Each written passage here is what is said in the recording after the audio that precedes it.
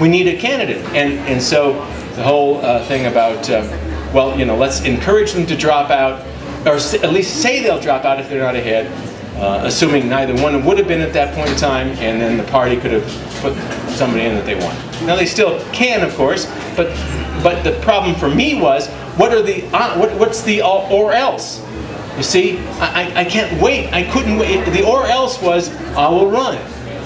And you couldn't wait another 2 weeks, every single day, or every single hour that you are not working toward this goal of a real campaign, a legitimate campaign, raising as much money as you can, doing as much as you need to do organizationally to get this done. You make it a, as I keep saying, a beau geste. And I do not want to make it a beau geste. So I had a timeline. I know, I mean, I keep hearing ultimatum. I kept thinking of it more as a request, but, you know, I understand that it certainly could be perceived that way. At any rate, they chose not to accept it. I believed, and I still believe, I had no choice. This is, now as time has gone by, I have to tell you that it has become ever more apparent to me. And as I think about it, I look back over all of the events, all of the discussions, and I think, what was I really going through that for?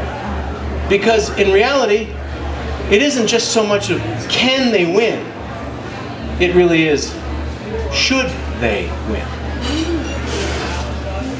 Now there's the question you and I have to ask ourselves.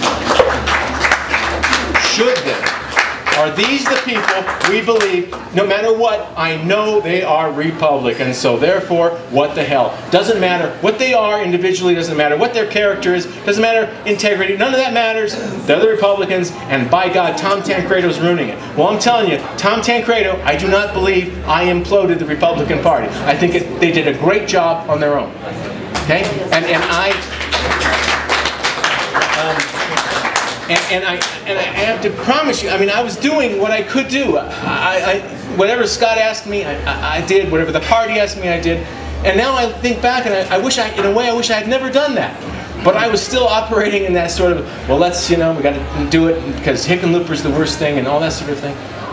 But you guys, sometimes the party asks too much.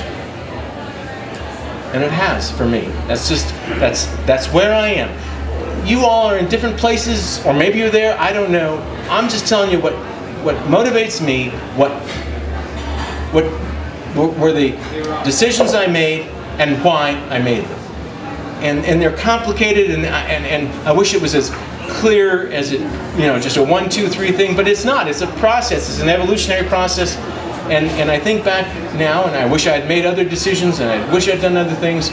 And as Mike Rosen always says, well, I wish I were taller. You know, hey, doesn't always work, no matter what you wish.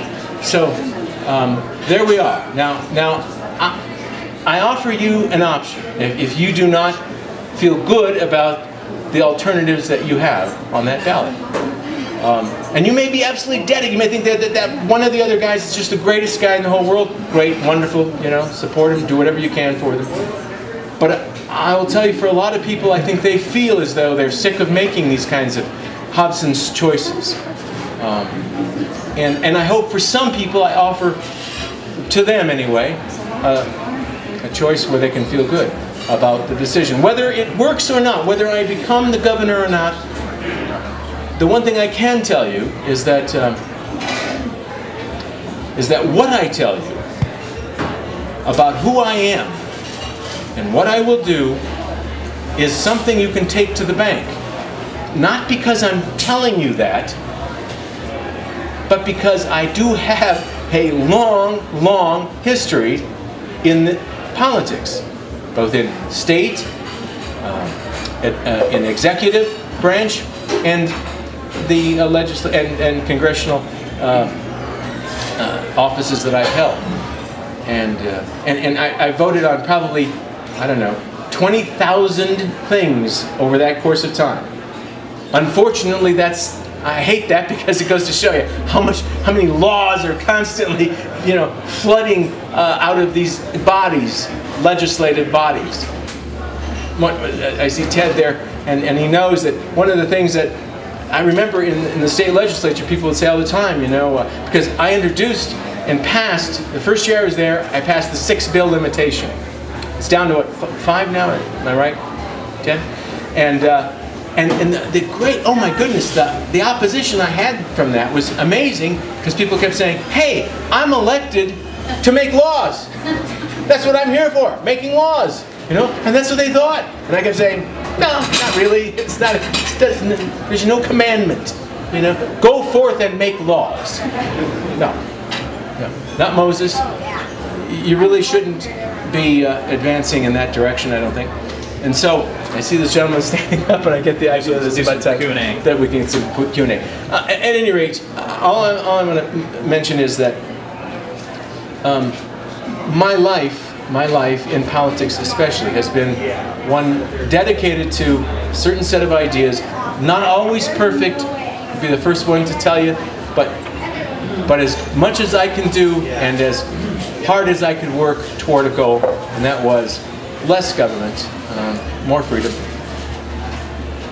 That's it. Thank you very much.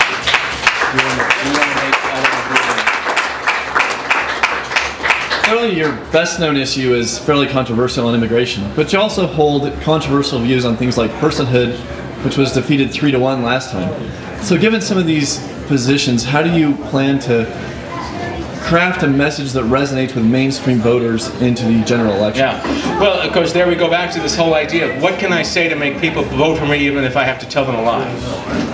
I'm not gonna. And if you disagree with me basically on these issues, you will not. That's okay. I am not happy about the possibility of winning an election based on a nuanced campaign.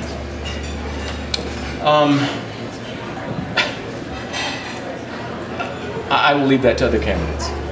Well, what's the positive message then? I mean, in a poll, people say more freedom, less government.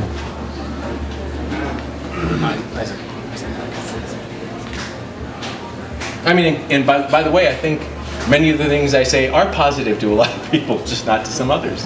That's the way of life.